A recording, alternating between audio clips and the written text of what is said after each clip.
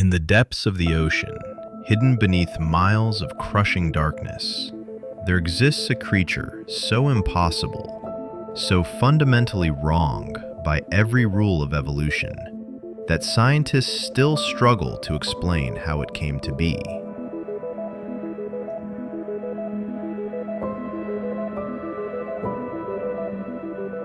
The octopus. A being that shouldn't exist, yet has thrived for over 500 million years. This is not just another sea creature. This is a biological impossibility. An animal with blue blood coursing through 3 hearts. A brain wrapped around its throat.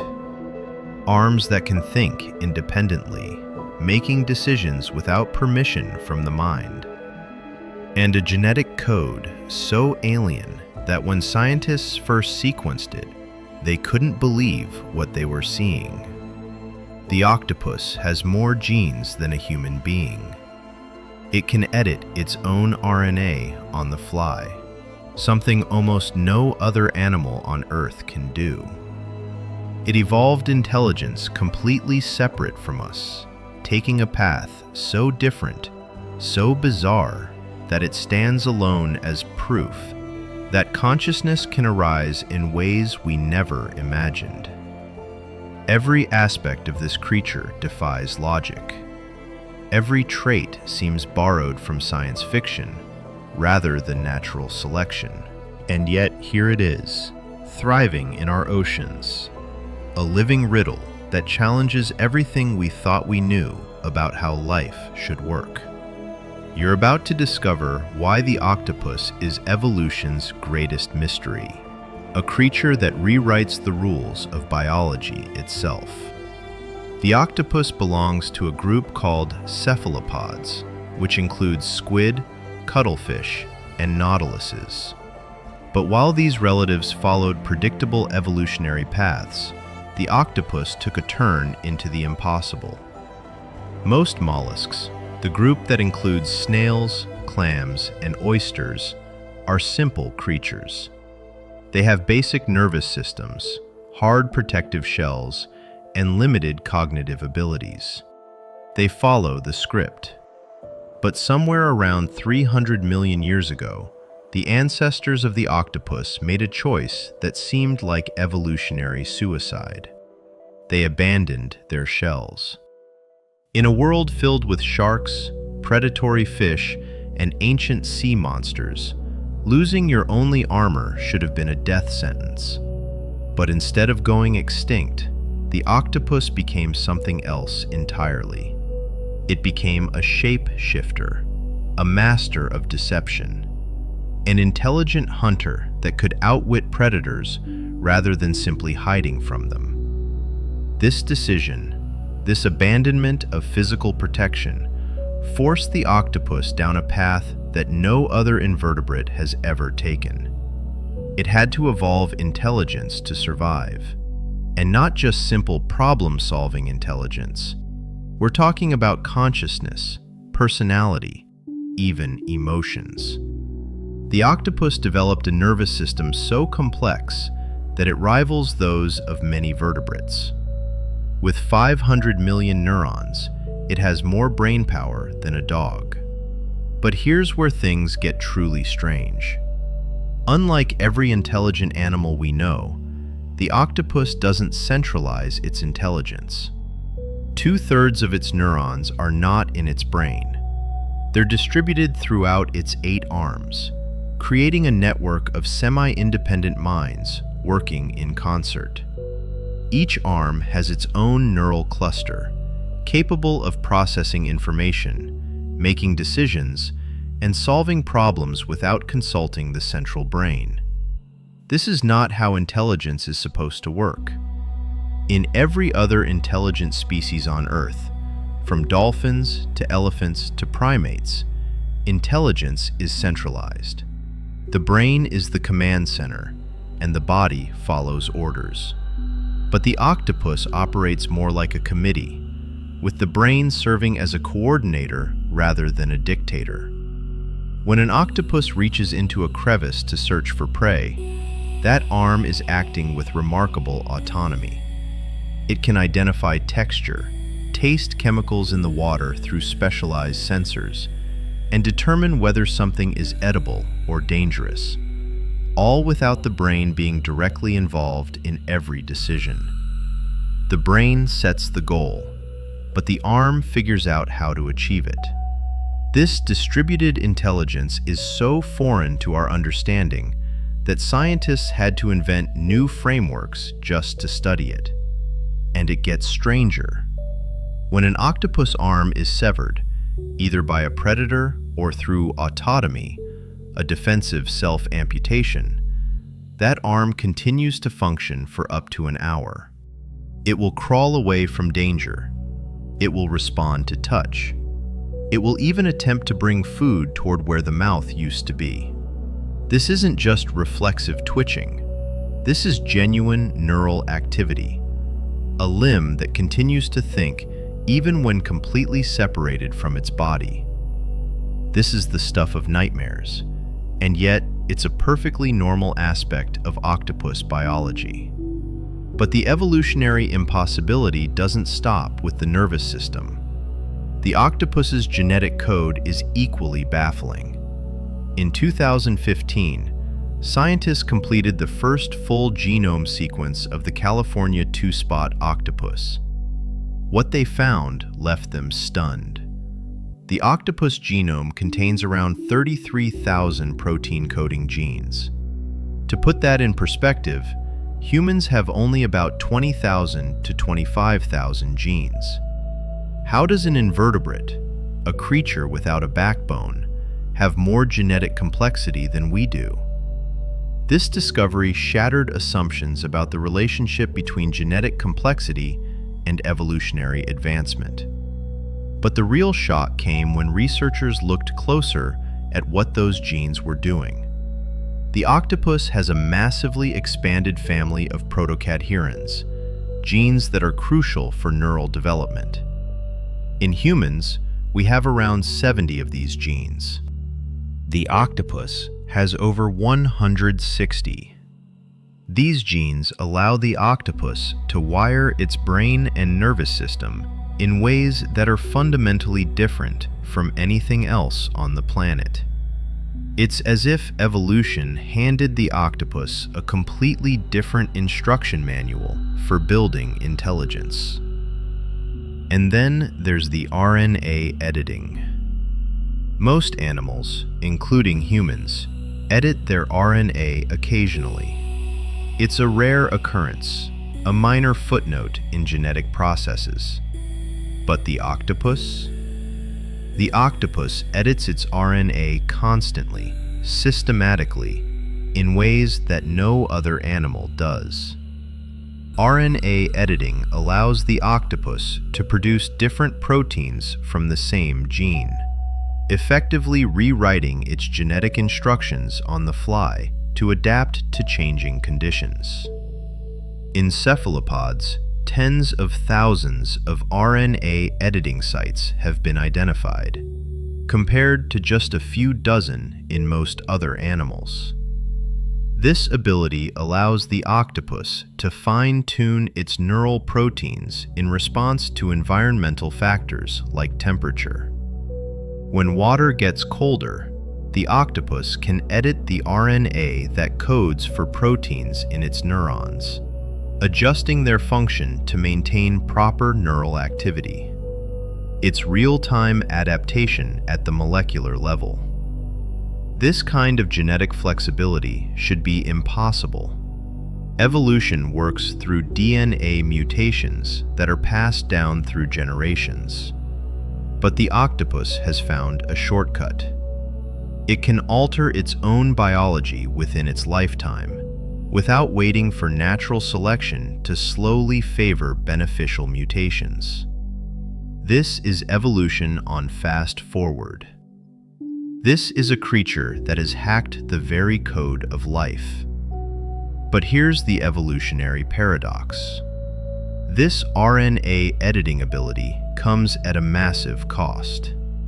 Because the octopus is constantly editing its RNA, It has dramatically slowed down the evolution of the underlying DNA sequences. The regions of the genome that are heavily edited are highly conserved, meaning they barely change over millions of years. The octopus has essentially traded long-term evolutionary flexibility for short-term adaptability. It's a strategy that makes no sense by traditional evolutionary theory, yet it works. The octopus thrives in diverse environments, from tropical reefs to freezing Arctic waters, precisely because it can adapt its biology in real time rather than waiting for evolution to catch up. The circulatory system of the octopus is equally nonsensical. While most animals rely on iron-based hemoglobin to transport oxygen through their blood, the octopus uses hemocyanin, a copper-based molecule that turns its blood blue. Hemocyanin is less efficient than hemoglobin at binding oxygen under normal conditions. So why would evolution favor this seemingly inferior system? The answer lies in the extreme environments where octopuses live. Hemocyanin performs better than hemoglobin in cold, low-oxygen conditions. In the deep sea, where oxygen is scarce and temperatures hover near freezing, blue blood becomes an advantage. But this adaptation requires a complete redesign of the circulatory system. The octopus needs 3 hearts to make it work. 2 branchial hearts pump blood through the gills, where it picks up oxygen. Then a 3rd systemic heart pumps that oxygenated blood through the rest of the body. This 3-heart system is incredibly rare in the animal kingdom. It's metabolically expensive, requiring more energy to maintain than a single heart system. And here's the kicker. When an octopus swims, its systemic heart stops beating. Swimming is so energetically demanding that the heart can't keep up. So the octopus essentially goes into temporary cardiac arrest every time it swims.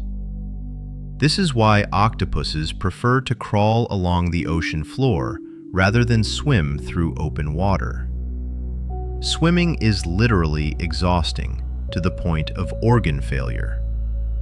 What kind of evolutionary path leads to a creature that can't use one of its primary modes of transportation without its heart stopping? This is not intelligent design.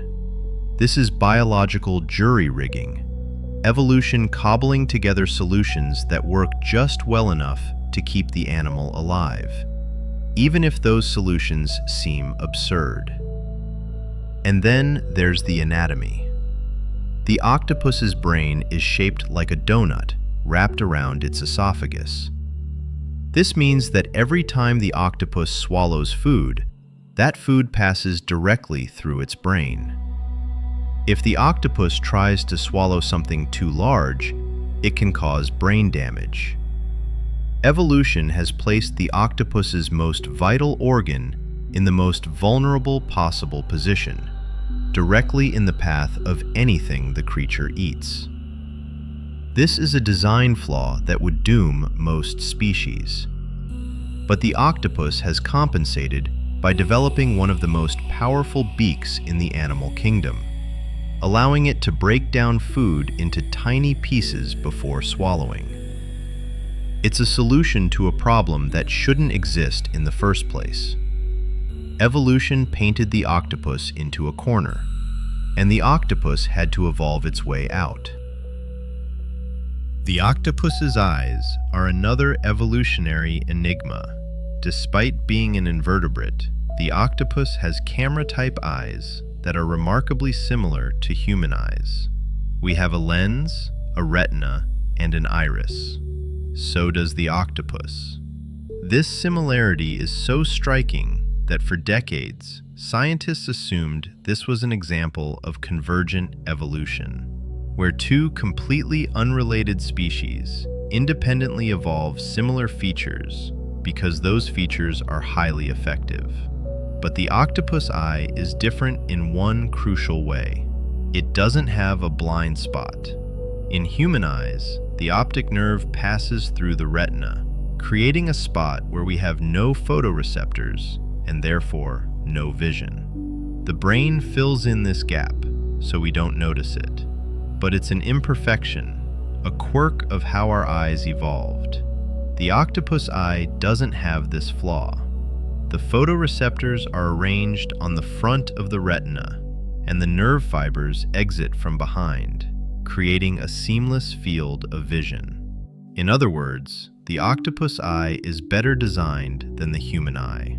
How does an invertebrate, a creature that split from our evolutionary lineage over 500 million years ago, develop a more sophisticated version of the same organ? The answer lies in one of evolution's strangest coincidences. Eyes have evolved independently dozens of times throughout the history of life on Earth. But the octopus eye and the vertebrate eye are so similar in structure that it defies probability. Some scientists have suggested that there may be deeper genetic constraints that push eye evolution towards similar solutions. Others argue that the laws of physics and optics simply dictate that any effective eye must look roughly like this. But the truth is, we don't fully understand why the octopus eye is so eerily similar to ours. It's as if nature arrived at the same answer using completely different mathematics. And here's the final twist. Despite having these incredibly sophisticated eyes, most octopuses are completely colorblind. They have only one type of photoreceptor, meaning they see the world in shades of a single color. How does a creature famous for its ability to match colors and patterns in its environment accomplish this feat without being able to see color? The answer, as usual with the octopus, is bizarre. The octopus can see with its skin. In 2015, researchers discovered that octopus skin contains the same light-sensitive proteins, called opsins, that are found in their eyes. This means the skin itself can detect light and possibly even color, independent of the eyes and brain. The exact mechanism is still being studied, but it appears that the octopus's skin acts as a distributed visual system, sensing the colors and brightness of its surroundings and adjusting its camouflage accordingly, all without input from the brain. This is yet another example of the octopus's distributed intelligence. Not only do its arms think independently, but its skin can see independently. The entire body is a sensory network, processing information in parallel, creating a creature that experiences the world in a way completely alien to us. But perhaps the most evolutionarily troubling aspect of the octopus is its reproduction strategy. The octopus is semmelporous, meaning it reproduces once and then dies. After mating, the male octopus typically dies within a few months. The female lays thousands of eggs and spends the next several months guarding them, never leaving, never eating. She wastes away, her body deteriorating as she fans fresh water over the eggs to keep them oxygenated. By the time the eggs hatch, she is dead. This reproductive strategy is common in insects and some fish, but it's virtually unheard of in intelligent animals. Species with high intelligence typically invest in fewer offspring and provide extended parental care. They live long lives, learning and adapting over time. But the octopus, despite its remarkable intelligence, lives for only 1 to 5 years, depending on the species. It learns rapidly, solves complex problems, and even shows signs of personality and playfulness. And then it dies, often before it can pass on anything it has learned. This is an evolutionary tragedy. All that intelligence, all that learning capacity, wiped out after a single breeding cycle. There's no multi-generational knowledge transfer, no culture, no accumulation of learned behaviors. Each octopus starts from scratch, born with instincts but no guidance. If octopuses lived as long as parrots or elephants, if they could pass knowledge from generation to generation, there's no telling what they might become.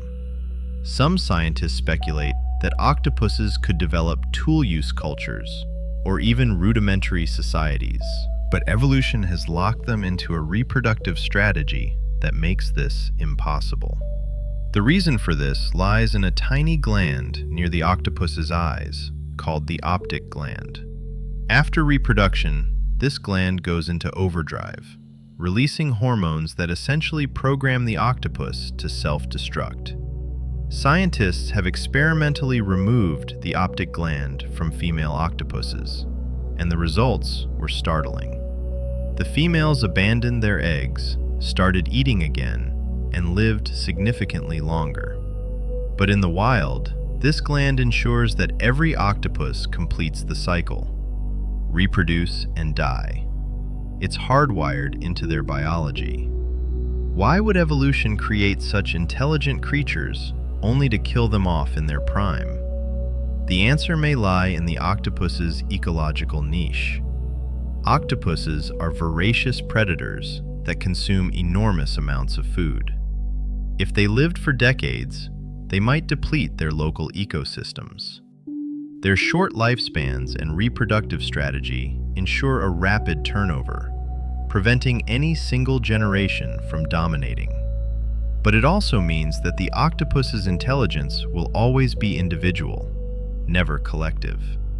Each octopus is a genius that dies alone, its knowledge lost forever. The octopus doesn't make sense. It has more genes than humans. It can rewrite its RNA in real time. It has 3 hearts and blue blood. Its brain is wrapped around its throat. Its arms can think independently. Its skin can see. It's colorblind, yet masters color camouflage. It's intelligent, yet dies after reproducing once. Every single feature is an evolutionary contradiction, a solution that creates new problems, a design that seems cobbled together by committee rather than refined by natural selection. And yet, the octopus is not some failed experiment. It is wildly successful. There are over 300 species of octopus thriving in oceans around the world, from shallow tide pools to the deepest trenches. They have existed for hundreds of millions of years, surviving mass extinctions that wiped out countless other species. The octopus is a testament to the fact that evolution doesn't have a single path to success. Intelligence doesn't have to be centralized. Blood doesn't have to be red. Brains don't have to be protected. Evolution is not a careful engineer designing the perfect organism. It's a blind watchmaker, stumbling forward, trying random solutions, keeping what works even if it doesn't make sense.